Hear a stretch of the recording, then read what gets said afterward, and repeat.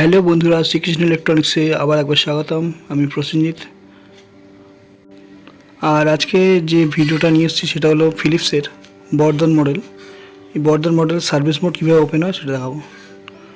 তো service mode open করার জন্য রিমোটের 062596 মারার পরে মেনুটা মারতে হবে।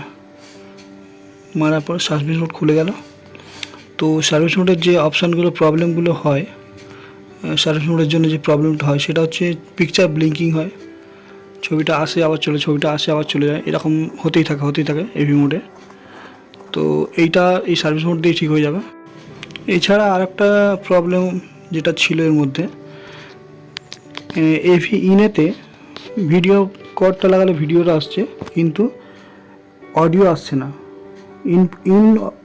ইনের যে জ্যাকগুলো আছে ওতে লাগালে অডিও আসছে না, অথচ এভি আউটের যে জ্যাকগুলো আছে ওখানে সাউন্ডের জায়গায় অডিও জ্যাক লাগালে তখন সাউন্ড আসছে। এই সমস্যাটাও এর থেকেই ঠিক হয়ে যাবে।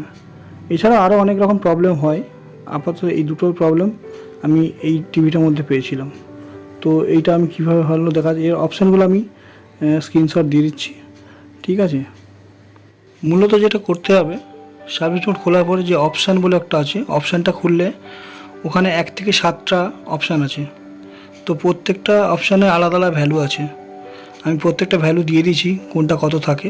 ওই ভ্যালুগুলো যদি চেঞ্জ হয়ে যায় সেক্ষেত্রে এইসব প্রবলেমগুলো আসে। ভ্যালুগুলো ঠিকঠাক করে দেওয়ার পরে মেনু অপশান প্রেস করে তারপরে স্ট্যান্ড বাই করলেই, আবার অন করলে দেখতে হবে সেটটা ওকে হয়ে গেছে। তো আজ এই পর্যন্তই, দেখা হবে আবার পরবর্তী ভিডিওতে। সবাই ভালো থাকবেন, সুস্থ থাকবেন।